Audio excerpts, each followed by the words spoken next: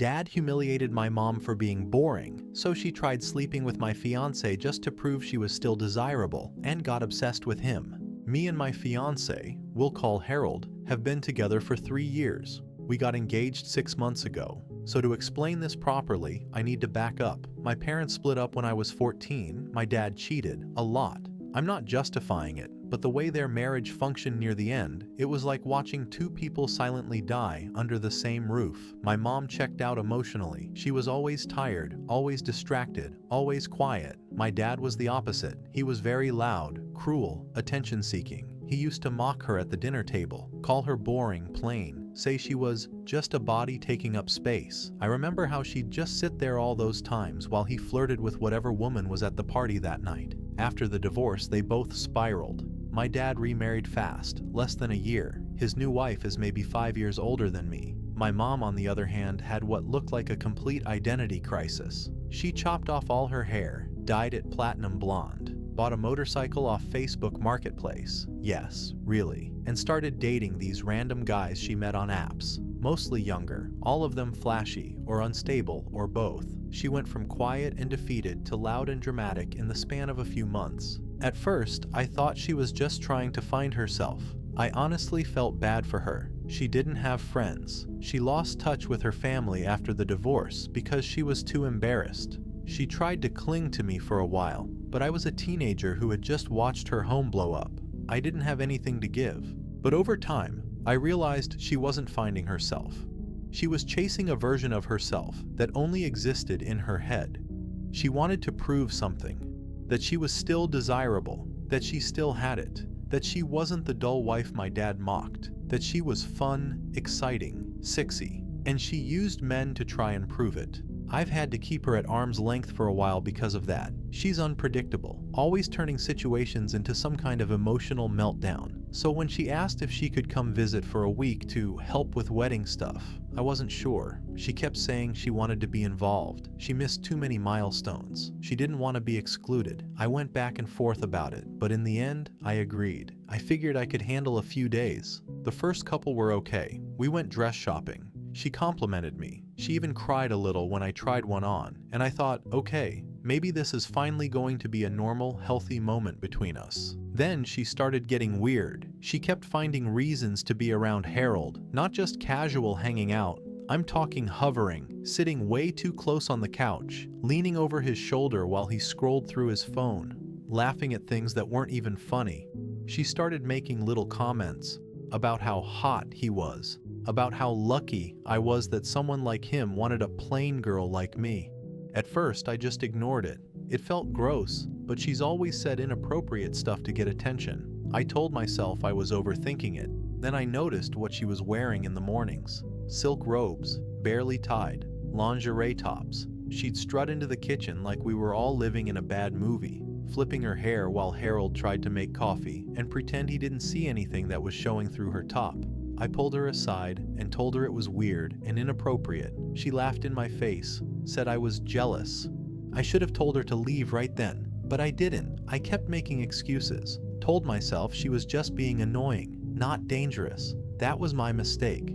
Yesterday, I came home from work early. One of my clients canceled. I didn't tell anyone I was coming back. I just wanted to lie down and maybe take a nap. I walked in and everything was quiet, too quiet. When I got to the living room, I saw them on the couch, sitting together, too close. She was in this dress I know she only wears when she's trying to impress someone short, tight, low cut. Harold looked completely frozen. His hands were in his lap like he didn't know what to do with them. She jumped up when she saw me, smiled like nothing was wrong, said they were just chatting. I didn't say anything. I just stared at her until she left the room. That's when Harold told me. She tried to kiss him, leaned in, touched his face, said he deserved someone who'd actually take care of him. I felt like I'd been kicked in the chest. I went into her room and confronted her. She didn't deny it. In fact, she looked amused, said I blew things out of proportion, then blamed Harold for looking at her a certain way. She said she got confused, like she accidentally tried to seduce my fiancé. I told her to pack her things and get out. She acted offended, but she left. That should be the end of it. But I know her. She doesn't let things go, especially not when she feels rejected or embarrassed. And judging by the way she looked at Harold as she walked out the door, she's going to be a headache to deal with. Update 1.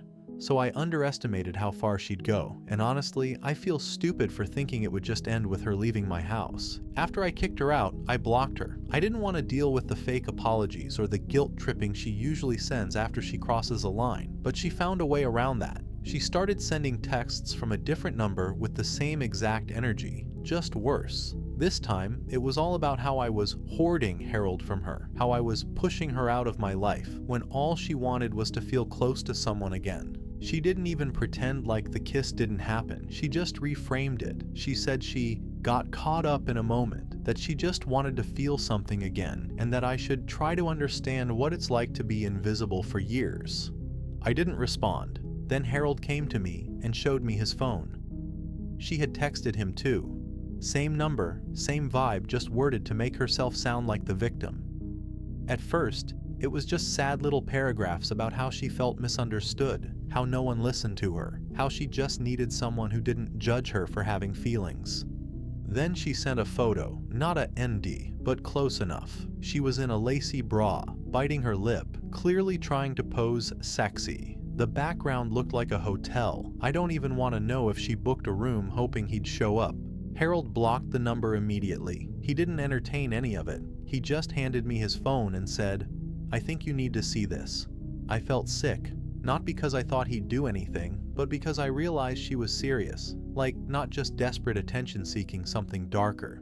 I ended up calling my aunt, her sister. I didn't want to drag more family into it, but I didn't know what else to do. I needed someone else to see how bad this was getting, someone who knew her and could maybe give some context. I didn't expect what I got. Apparently this isn't new. My aunt wasn't surprised at all. She said a few years ago, my mom was banned from her yoga studio after she got involved with the instructor, a married man. She tried to say it was mutual, but the instructor's wife came in and caused a scene, and the studio kicked her out. Then there was the wine tasting incident where she got drunk and tried to kiss one of her friend's husbands. That one ended in screaming and broken glasses. I didn't know any of this. I guess people just stopped telling me, or maybe I stopped paying attention after a while. Either way, hearing it now just makes everything feel worse, like I've been in denial about who she really is. But this time is different. This time it's obsessive. Since Harold blocked her number, she's been making burner accounts. She started following him on Instagram using fake names, commenting on photos from years ago. Things like, "You deserve better," and "Bet she doesn't even make you breakfast."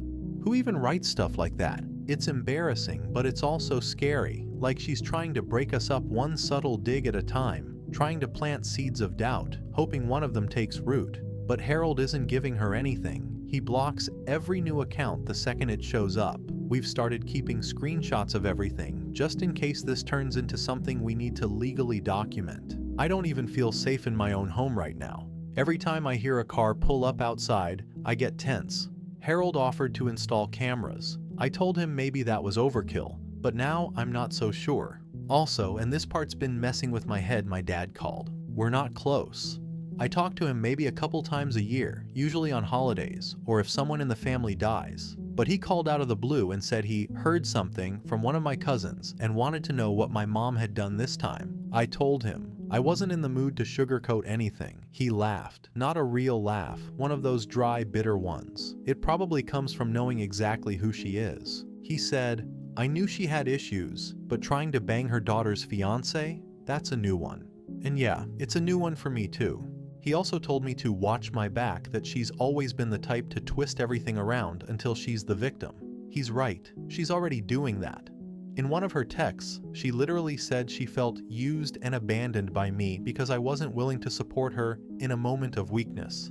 Like I'm supposed to console her for trying to seduce my fiancé. The thing that keeps me up at night is knowing this probably isn't over. She's not going to just disappear quietly. She's going to escalate. I can feel it. And I'm starting to realize that no amount of blocking or boundaries will matter unless I fully cut her out, not just emotionally, legally, if it comes to that. Harold's been amazing. I keep waiting for him to freak out, or back away, or at least be weird about all this. But he hasn't. He checks in on me constantly, makes sure I eat, leaves notes for me before work. I think he feels guilty even though he didn't do anything wrong. I hate that she's tainting something good, but I'm also grateful that he's handling it the way he is. I just wish things were normal again. I wish I had never let her stay with us. I wish I had trusted that uneasy feeling I had when she asked to visit.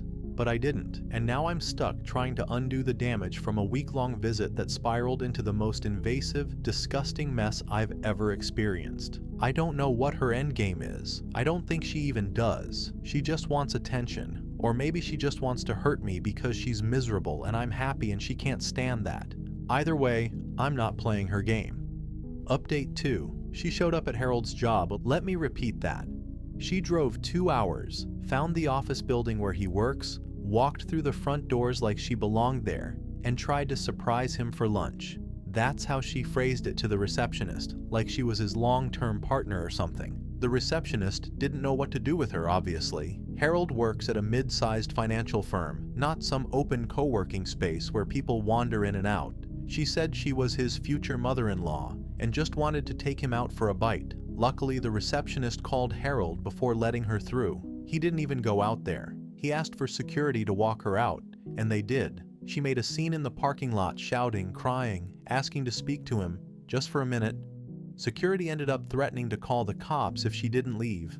I'm still in shock. I haven't been able to sleep properly since it happened. I keep thinking about what her plan even was. Did she really think he'd walk out of work, smile, and get in the car with her? What would they have talked about over lunch? The weather? My childhood? The part where she tried to kiss him on my couch? And how did she even get the address? We never gave it to her. I never wrote it down anywhere obvious. My best guess is she dug through old emails or documents, or maybe she found it on his LinkedIn. It's hard to tell with her because once she gets something in her head, she doesn't stop. After that, I had enough. I started the process of filing for a no-contact order. It hasn't gone through yet, but we're keeping every message and screenshot. I've got a whole folder in my phone titled Mom Receipts. Every weird comment, every DM she sends from one of her dozen burner accounts, every email, it's all there. But she's not just fixated on Harold anymore. She started going after people around me. That's the part that's been really messing with my head. 2 of my bridesmaids texted me last night. They were confused, asking what was going on with my mom. She apparently reached out to both of them separately and told them that I was having a breakdown and was sabotaging my own relationship.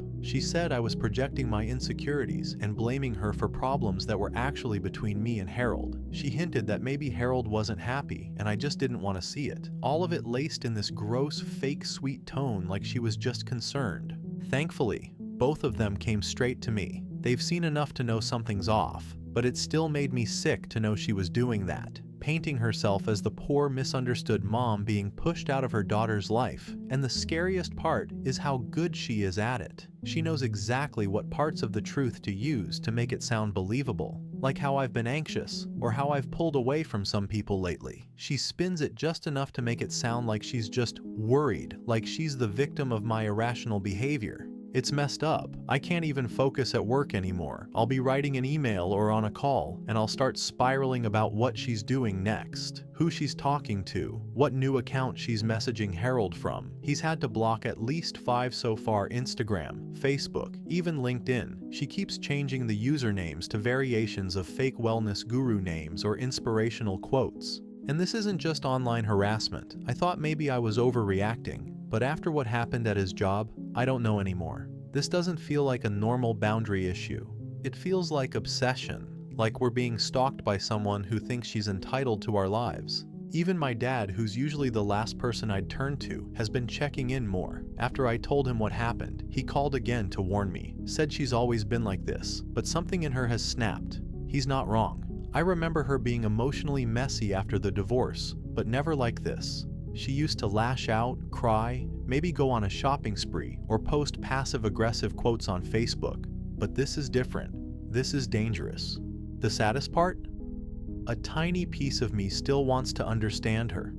I think that's what's been messing me up the most.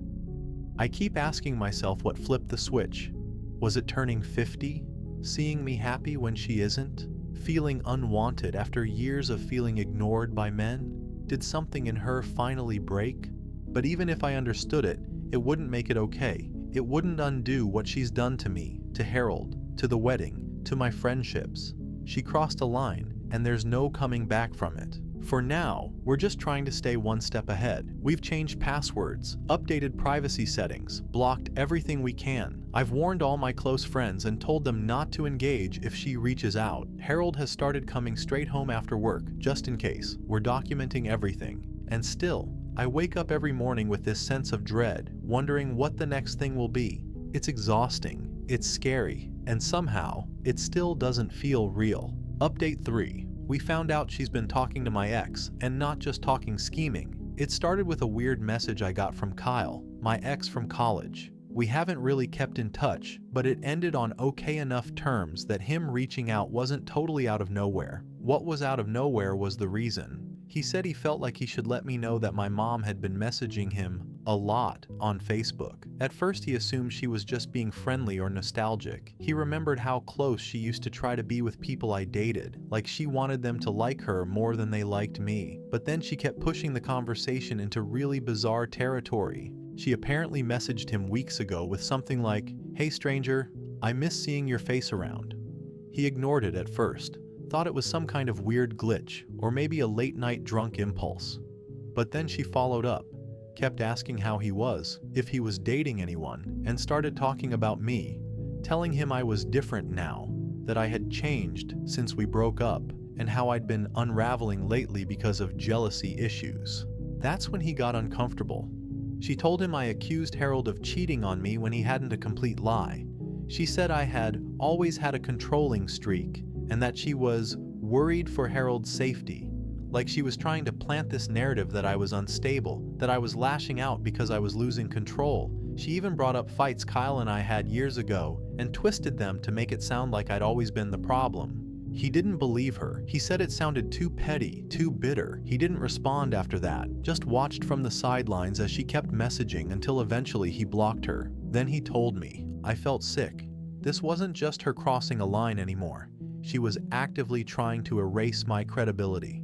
She was trying to isolate me from friends, from family, from Harold, from everyone. This is beyond attention-seeking now. This is malicious. It's like she can't stand the idea of me having a life that doesn't revolve around her. And since seducing Harold didn't work, now she's trying to ruin me from the outside in. I wish I could say that was the worst part, but it keeps going. I checked my blocked messages folder after Kyle told me. Turns out, she's made 3 more burner accounts to message me in the past week. They're all slightly different versions of the same garbage. Fake apologies, blaming her actions on her mental health, asking if I've calmed down yet. One of them literally said, "You know deep down, this is all about your dad. You never forgave me for what he did." I don't even know what that's supposed to mean. She's acting like I'm punishing her because she got cheated on. I'm angry because she's sabotaging my life and then playing the victim like she didn't corner my fiancé in our own home and try to kiss him. I'm not 7 anymore. I'm not her little emotional support system she can manipulate and then guilt trip when I don't behave the way she wants. I'm an adult with my own life, a life she's trying to tear apart because she can't control it. And I guess the part that hurts the most is how much of my past I'm suddenly questioning.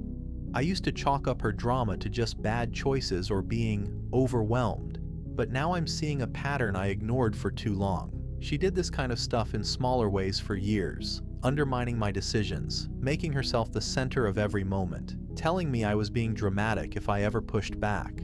I always thought I was being unfair by keeping her at arm's length. Now I feel like I should have kept her out completely. I called her once after I found out about Kyle. Just once. I don't even know why I did it. Maybe I was hoping for some bit of an explanation, something human.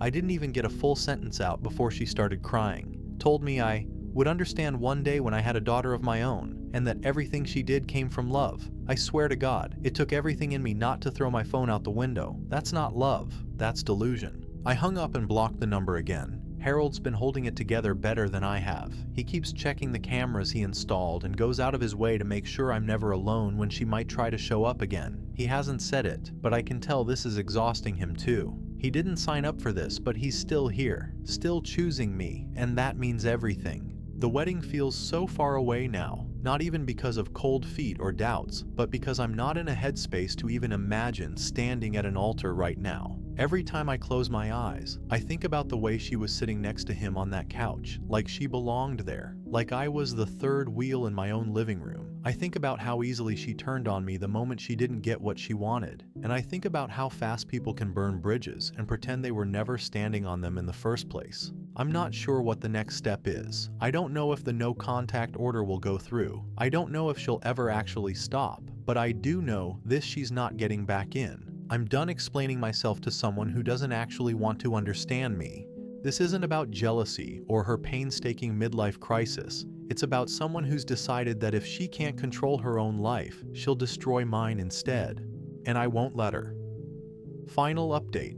We moved. It wasn't some big dramatic exit. No screaming, no final confrontation. Just quiet boxes, a lot of silence, and a U-Haul truck. We'd been talking about it for over a week, ever since she showed up at Harold's job, and things started feeling less like harassment and more like stalking, but actually doing it, leaving our apartment, our neighborhood, our routine. It hit me harder than I thought it would. Harold's company let him transfer to a smaller branch in a different city, 4 hours away. I left my job. I wasn't ready to jump into something new in person anyway, so I took a remote position with less pressure. We're renting a small place for now. It's nothing fancy, but it's quiet, and no one here knows us. That's what I needed the most, to not be known by anyone, even a little. We also postponed the wedding. There wasn't a fight.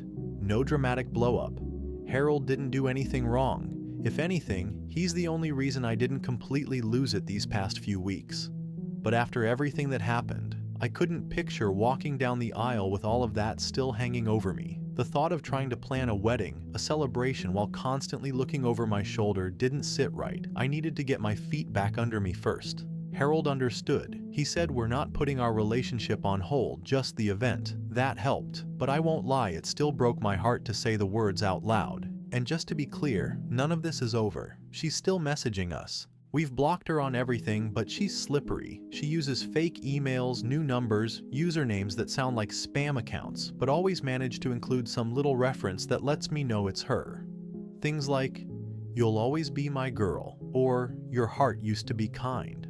Like she's still trying to get a rise out of me, or maybe convince herself that I'm the one who changed.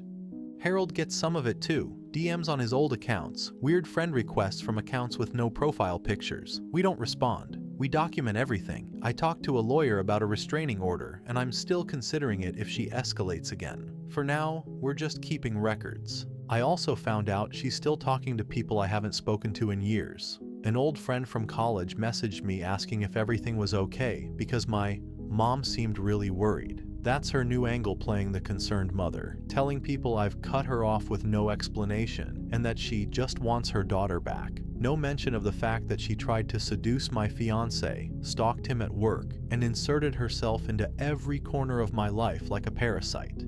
It's hard not to feel paranoid. Even here, even far away, I catch myself double-checking locks, closing my laptop when I step away, avoiding phone calls unless I recognize the number. Harold doesn't say anything about it, but I know he sees it. He's gentle with me in a way that makes me want to cry sometimes, like he's trying to help me feel safe without making me feel broken. I still don't understand how it got this far. I've been thinking a lot about when it started, not just the incident with Harold, but everything before that. The way she latched onto my relationships growing up, how she'd criticize my friends, get too invested in my breakups, always made everything about her. I used to think she was just lonely, but now I see it wasn't about loneliness. It was about control. She wanted me to orbit her, always, even if she had to blow up my life to make that happen. I wish I could say I feel anger or closure or some kind of clarity, but mostly I feel tired, like I've been holding my breath for too long and finally came up for air. There's still guilt in there too. It's twisted, but a part of me still wonders if I could have stopped this, if I'd just set boundaries earlier, or gone no contact sooner, or been less understanding all the time she crossed lines when I was younger. But then I remind myself, I didn't cause this. She did. And no amount of compassion or second chances was ever going to fix someone who doesn't think they're broken.